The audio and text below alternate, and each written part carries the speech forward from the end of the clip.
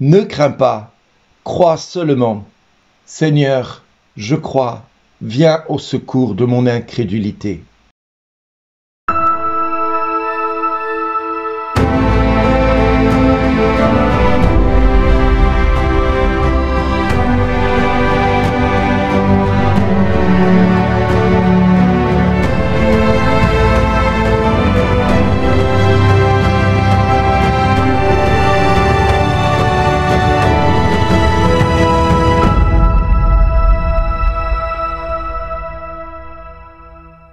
Aujourd'hui, le message vous est adressé par Bernard Dille. Bonjour les amis, aujourd'hui l'évangile nous dit « Ne crains pas, crois seulement ». Ne crains pas, crois seulement. Mais croire seulement en quoi, en qui, pour quelle raison et dans quel objectif et surtout pour quel temps? Oui, parce que tout cela nous est posé. D'abord, nous avons le chiffre 12 qui apparaît à 2 reprises. Cette femme qui avait cette perte de sang depuis 12 ans et cette jeune fille qui est en train de mourir et qui va finir par mourir et qui a 12 ans. On peut penser aux 12 tribus d'Israël, on peut penser aux 12 apôtres, aux 12 étoiles qui sont au-dessus de la tête de Marie.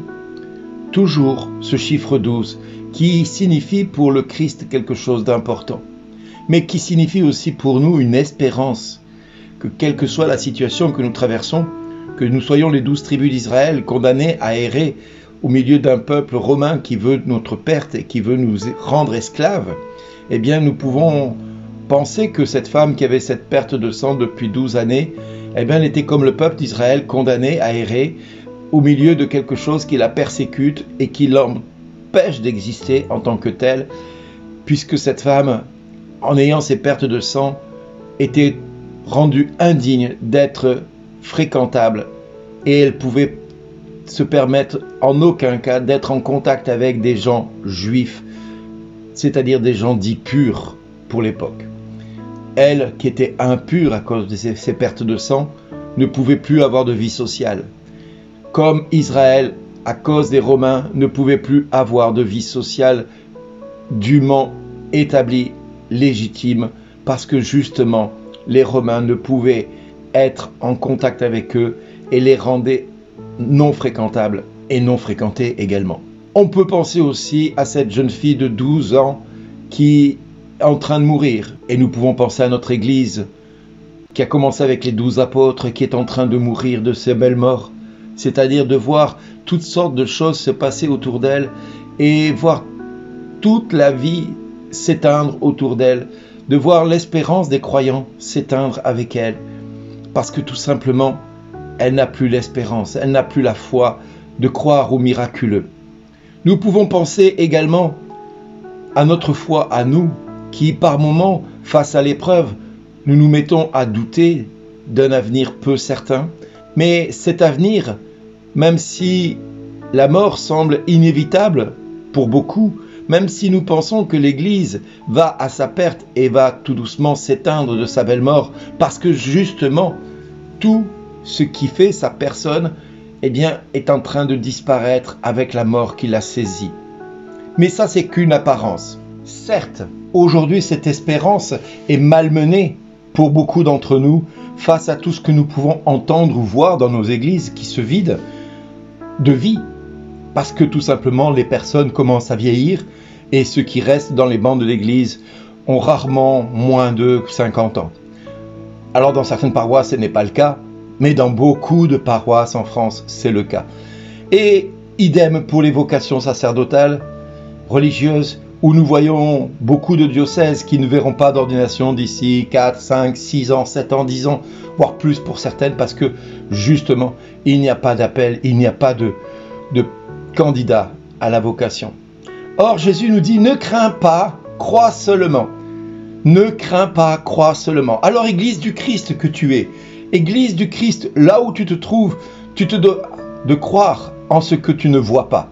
C'est-à-dire, si tu oses, comme cette femme qui a cette perte de sang, te faufiler au travers de toutes les interdictions, autour de tous ceux qui veulent t'empêcher d'exister, si tu te faufiles et que tu essaies d'aller chercher auprès du Seigneur celui qui vient à ton secours, celui qui vient là pour ton secours. Si tu oses braver toutes les interdictions, même si le monde ne veut pas que tu existes parce que tu es impur, tu es indigne d'exister, eh bien, faufile-toi, glisse-toi jusqu'à essayer de toucher la frange du manteau de Jésus pour être complètement restauré et guéri.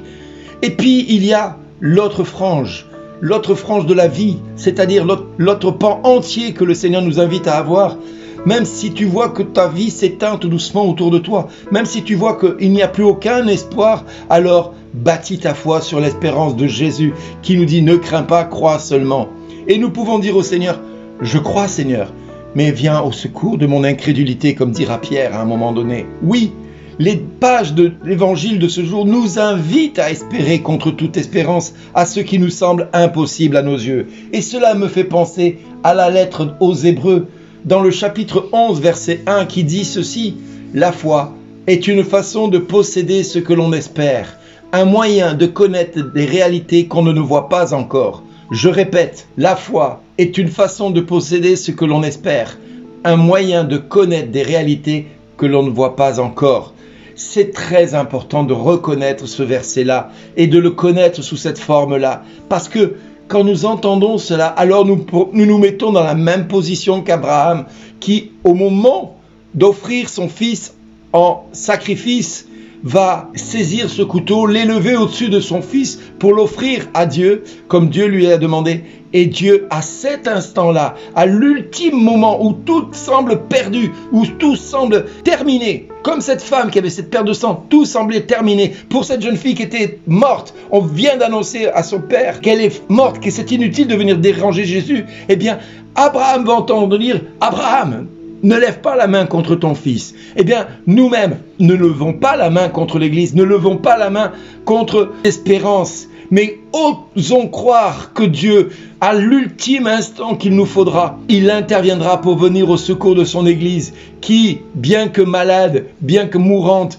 bien que indigne, bien que ceci ou cela, Jésus viendra chercher son Église et la rendra digne, sainte et irréprochable, en trouvant en elle des hommes, des femmes, qui diront « Seigneur, je crois, Seigneur, viens au secours de mon incrédulité. » Et c'est cette église-là qu'il va venir chercher, pas celle qui dit « Ne dérange pas le maître, ta fille est morte, ton église est morte, inutile d'aller la chercher. » Non, nous devons croire que le Seigneur va venir chercher son église et chercher à travers son église tous ceux et toutes celles qui vont avoir une foi de façon de posséder ce qu'ils espèrent, un moyen de connaître les réalités que l'on ne voit pas encore, parce que c'est à cela que Jésus nous invite à croire. Alors mes amis, aujourd'hui, contre toute espérance, contre toute parole mensongère que l'ennemi essaie de nous faire croire, que tout est fini, que tout est perdu, que nous sommes indignes de Dieu, que nous sommes ceci ou cela, que nous pensons que nous n'aurons jamais le secours du Seigneur, eh bien croyons, même avec une petite foi comme une graine de moutarde, pour voir cette montagne d'impossibilité se déplacer, d'aller se jeter dans la mer et de disparaître de nos yeux, afin de croire que tout est possible à celui qui croit, parce que Dieu, rien n'est impossible. Amen. Merci d'exister.